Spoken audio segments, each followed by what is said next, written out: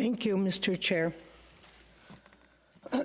First of all, I'd like to thank Senator Kutcher for bringing this bill forward.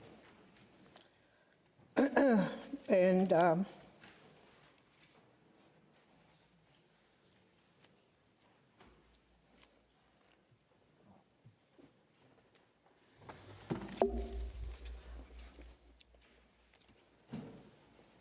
this has been triggering for me. And but that is the most important time to speak up when your voice shakes. Do not withhold discipline from your children. If you beat them with a rod, they will not die. If you beat them with the rod, you will save their lives from Sheol. That's from Proverbs 23, 13 and 14. The little girl of 8 looked at her white blouse where a spot of blood had dropped from her bleeding nose. She hoped that her look of disbelief and astonishment of where did the blood come from and how could it be on her shirt would forestall what she knew was to come. Of course, she would be blamed for the accident. She couldn't have known she was going to have a nosebleed. She was hit with a closed fist on her back between her shoulder blades. She was a thin girl, and the fist easily found her bones. She started to cry from pain, from fear, and from shame. She was told, stop crying, with every hit of the closed fist. She knew she had to stop if she hoped the beating would stop. And for many years, it was difficult for me to cry. Honorable Senators, the following information I share is taken from a piece entitled, I Was Spanked and I'm Okay, examining 30 years of research evidence on corporal punishment by Joan E. Durant. When we look at the advocacy and research done around the safety provided by seatbelt legislation, we made that change to ensure we no longer placed our children at undue risk. Systematic research across different countries found that seatbelts reduce the risk of injuries and fatalities to drivers and occupants, which led to mandating the use of seatbelts in cars. Public education campaigns accompanied these legal changes to raise public awareness of the risk. Today, very few of us would say, I survived without a seatbelt, so my child will too. By 2020, there were more than 100 studies on corporal punishment. They show consistently that corporal punishment places children at risk, and not one study has shown corporal punishment to have positive long-term impacts. Corporal punishment does not promote the healthy long-term outcomes that most parents hope to nurture, and it places children's developmental health at risk. Colleagues, what follows is the research on 3 developmental outcomes: pro-social behavior, nonviolent conflict resolution, and positive mental health. Pro-social behavior such as helping, sharing, cooperating, and comforting benefit others. When intrinsically motivated, these behaviors reflect empathy, altruism, and compassion for others, and are key indicators that predict successful adolescent development. Pro-social development is fostered through the attachment between child and at least one caregiver. The child learns to trust and rely on the caregiver for support. By the age of 2, the child exhibits rudimentary pro-social behaviors. Their concern for others become visible in their facial expressions, their voices, and sometimes in their behaviors. Children's capacities to behave positively in the social world emerge from positive experiences in close relationships within the family. As children grow and inevitably act in ways that hurt others, effective parents use those opportunities to draw attention to the impact of the child action in the other person. In psychological terms, this is known as induction, giving an explanation that helps children understand the effects of their behavior on others.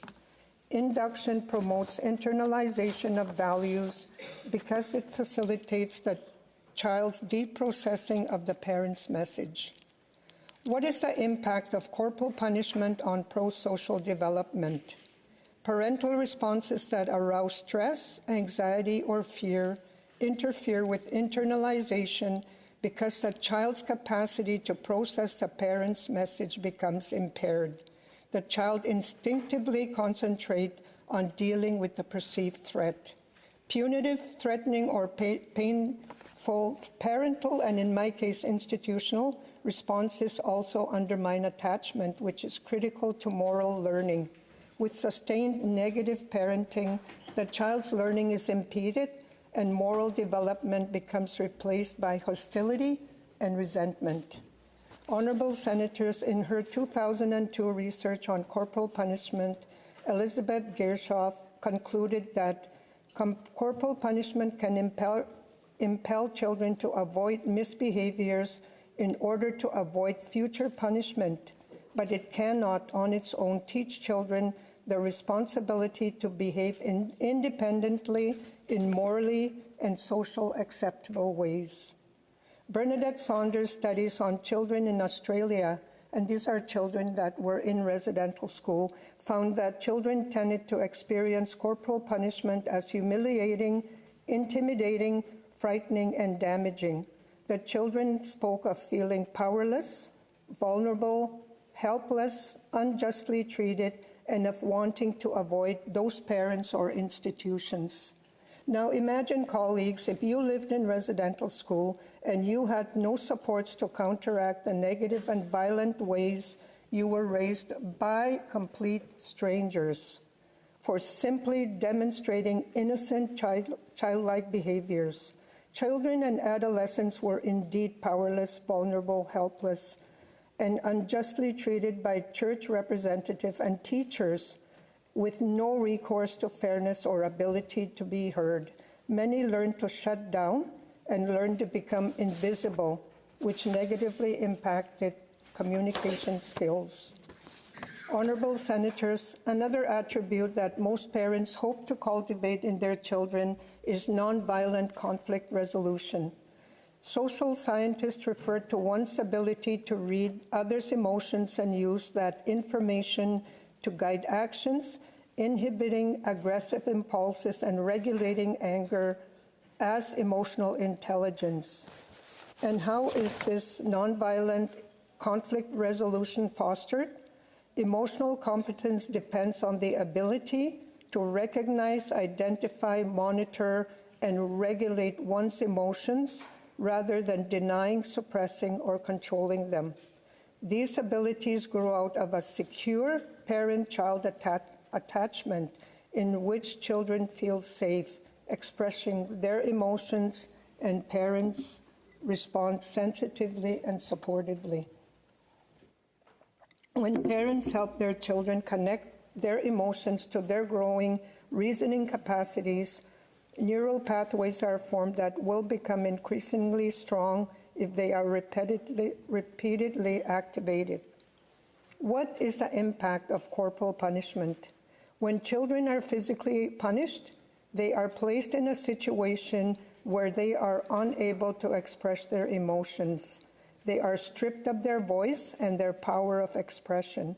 Corporal punishment ends the conversation, discouraging and suppressing the child's emotional expression. What the child learns is simply how to impose one's will upon another person. Every study conducted on the relationship between corporal punishment and aggression has found that corporal punishment predicts higher levels of aggression among children and youth. The aggression may be physical, verbal, relational, instrumental, whether it's intentional and planned or impulsive and reactive, direct or subtle. This aggression may be directed towards siblings, parents, peers, or intimate partners, or carried out in person through social groups or social media. Longitudinal studies following a group of children over a number of years found that corporal punishment increases children's aggression over time and has an increasingly powerful effect on antisocial behavior as children get older. Imagine the students in residential school who have been taught that aggression and violence is normal in relationships. Do you wonder why this ingrained violence lands many Indigenous people in the prison system today? If you were taught throughout your formative years that violence in its many forms was acceptable, role modeled by nuns and priests, isn't that what you would then role model yourself to your children and to others? This is what we call intergenerational trauma. Honorable Senators, positive mental health is an overall feeling of satisfaction with life and the capacity to enhance our enjoyment of life and a belief that we can deal with challenges as they appear. When we face adversity, we can continue moving forward if we believe that we have agency, the ability, power, and efficacy to overcome obstacles and take new directions in life. This is a part of self-determination, and it was self-determination that was removed from us systematically in residential school. Some central concepts in mental health research are coping and resilience. Coping is the capacity to manage the stress of adversity, obstacles, and potential failure. Resilience is the capacity to move through and surmount adversity, processing its pain and moving forward into life. How is positive mental health fostered? Positive mental health is developed within interpersonal relationships. A critical component is the belief that one can have an impact, elicit a response, and effect change. This belief begins to form in infancy when parents respond to their baby's cries and meet their baby's physical and emotional needs. This is the beginning of a sense of efficacy, self-confidence, and self-worth. With parents' help, their toddlers learn and practice self-regulation within a secure and trusting relationship. As young children come to learn that they can tolerate and even master frustration and solve problems. What is the impact of corporal punishment on mental health? The prerogative to strike is solely the parents'. The child's role is to submit to the punishment. This contributes to a loss of agency. The more these experiences are repeated over many years, the more powerless the child feels. This can lead to learned helplessness, a state in which the child comes to believe that they have no control over outcomes. This belief can manifest itself in anxiety, addictions, suicidal tendencies, and other difficulties indicative of compromised mental health. When I left residential school, I believed I had no agency over my life, and that's what places a lot of the missing and murdered women in high risk. In the book Decolonizing Discipline, edited by Valerie E. Michelson and Joan Durant, the authors state, based on British common law, allowing corporal punishment to correct what is evil in the child, the text of Section 43 justifies the use of corporal punishment by parents and those standing in the place of parents. It has been used to defend the assault of children in homes and schools for more than a century and allowed those operating the residential school to inflict violence on children with impunity. Honorable Senators, today we know that corporal punishment poses dangers to children's emotional and overall development. We also know that Section 43 has permitted gross physical punishment in the past. If we know that discipline is really about teaching and guidance and that we can promote children's health and development more effectively without corporal punishment, why would we want to continue to permit it or allow children to be placed in such a vulnerable position? Colleagues, even after Section 43 of the Criminal Act is hopefully repealed unless the underlying narratives that enable the rationalization of abuse against children are addressed. Children will still be vulnerable to other manifestation of these same narrow theological frameworks that justify the power and control of one group over another.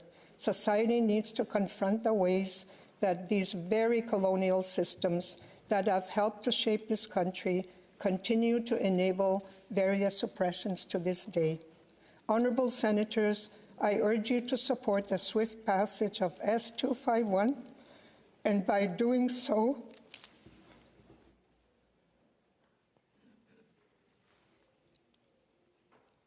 stand in support of the defenseless and vulnerable children who will greatly benefit from progress that this bill will bring about. Kinanasko mitanawo.